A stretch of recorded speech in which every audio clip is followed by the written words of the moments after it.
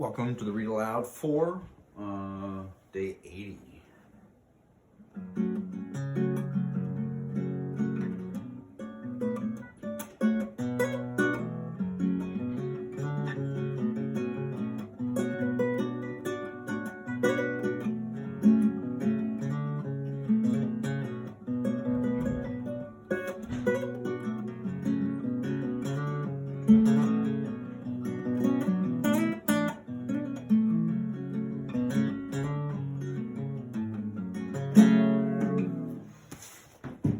Okay, where were we?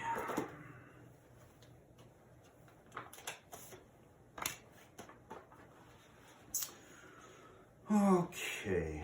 Yes, said Justin. Justin, do you read much? Only a little, said Miss Frisbee. My husband taught me and the children. She started to tell him how, laboriously scratching letters in the earth with a stick. It seemed so long ago, but Justin was leaving. Excuse me, I've got to go to a meeting. I hate meetings, but this one's important. We're finishing up the schedule for the plan. He pronounced it with a capital P. The plan? But he was out the door, closing it gently behind him. Miss Frisbee looked around her room. The library, Nicodemus had called it, had, in addition to its shelves of books, several tables with benches beside them, and on these were stacked more books, some of them open.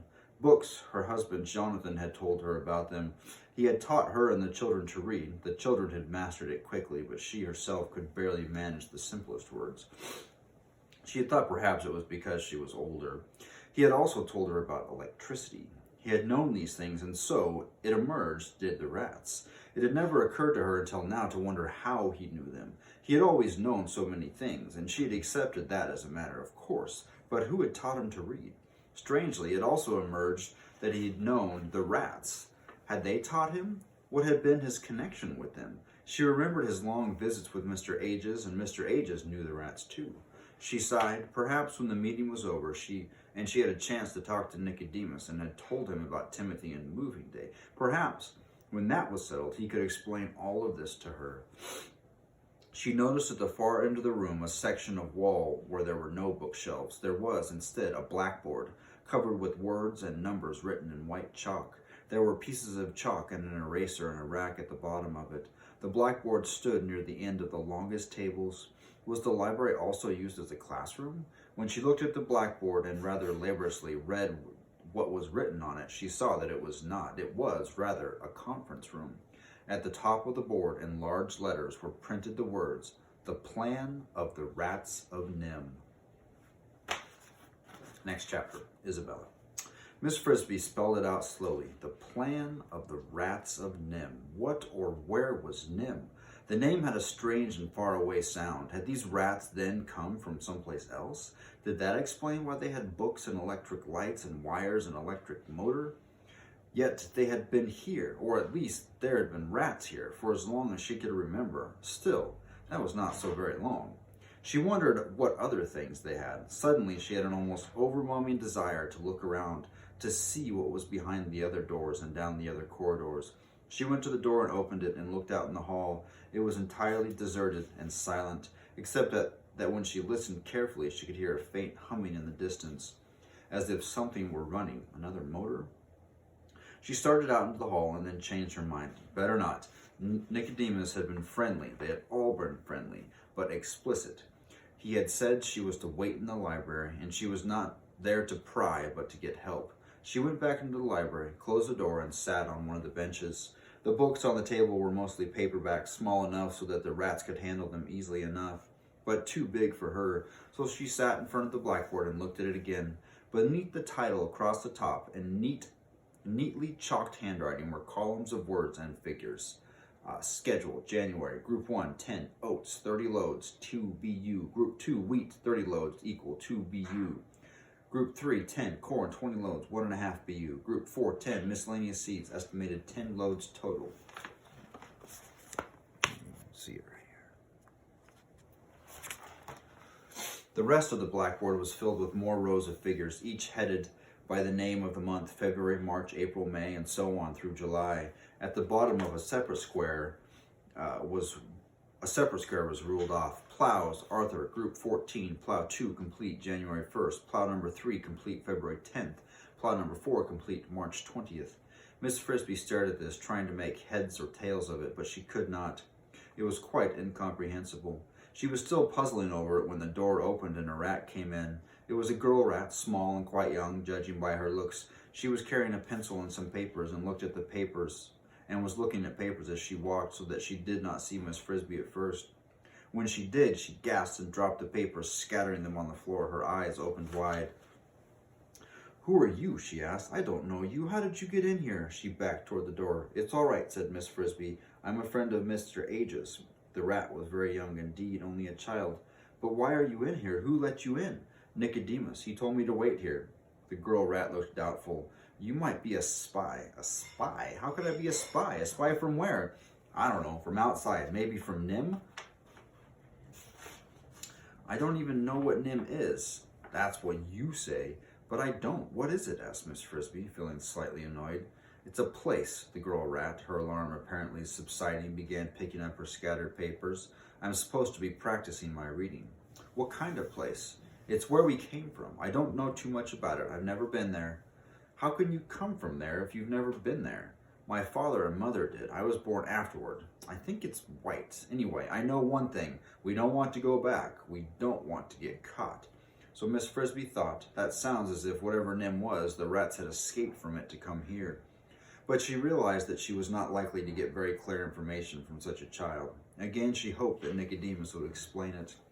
"Did Nicodemus come from Nim too?" "Yes." "And Justin?" "Yes." You know Justin?" "Yes." "Well, I guess you're not a spy," said the girl rat. She sounded mildly disappointed, and then she added irrelevantly, "Justin's not married." She climbed on one of the benches and opened a book. "He's the best one of all. He's not even afraid of dragon."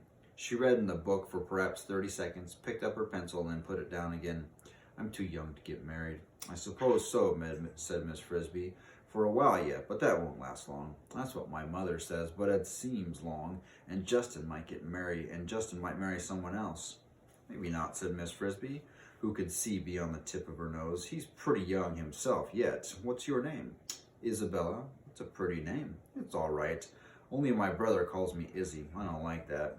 "I don't wonder. Where's your brother?" "At the meeting. He's older. All the men are at the meeting, but my mother didn't go. The mothers don't always go. She's in the grain room packing grain." "Packing grain? For the plan." "She doesn't like the plan, though." "The plan? What is the plan? Why doesn't she like it?" "It's just the plan for where we're going to live and all that. She doesn't like it because she says it's too hard. No more running water. But she isn't deserting or anything, not like Jenner."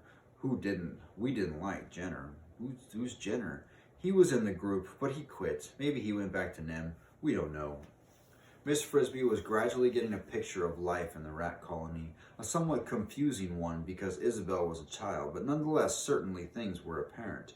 They had a grain room, presumably for food storage. The females sometimes went to meetings, sometimes not. Nicodemus seemed to be the leader, and they had a plan for the future that some rats didn't like, and one named Jenner had deserted, and others had gone with him. But she was about to ask Isabel when the library door opened, and Nicodemus, Justin, and Mr. Ages entered. Another rat came with them, a stranger. The next chapter, A Powder for Dragon. The strange rat was named Arthur. He was stocky, square, and muscular with bright, hard eyes. He looked efficient. "You might call him our chief engineer," said Nicodemus to Miss Frisbee, "as indeed you might call Justin the captain of the guard if we had such titles, but we don't. Mr. Ages thought Arthur should come along, though he didn't say why, so we still don't know what your problem is." Isabella was gone. She had dropped her papers on the floor again when the others had entered, and Justin, to her intense confusion and visible delight, had helped her pick them up. "Hello, Izzy," he had said. "How's the reading coming?" "It's fine," she said. "I finished the 3rd reader last week. Now I'm on the 4th. The 4th reader already? Getting quite grown up." And at that, she almost dropped the papers for a 3rd time and made a dash for the door. It did not matter, Miss Frisbee noticed, if Justin called her Izzy. Just so he called her something. Nicodemus closed the door behind her and then sat down on the benches facing Miss Frisbee. The others sat down too, Mr. Ages stretching his splinted leg in front of him. Nicodemus took the reading glass from his satchel, opened it, and through it gravely examined Miss Frisbee's face. "You will forgive the glass and the scrutiny," he said. "When I lost my left eye, I also damaged the right one. I can see little close up without the glass. Indeed, not very much even with it. At length he folded the glass and put it on the table. Now, he said, what is it we can help you do? So Miss Frisbee recounted once more the events that had led her to coming here, and at the end repeated what the owl had advised her to say. Move the house into the lee of the stone.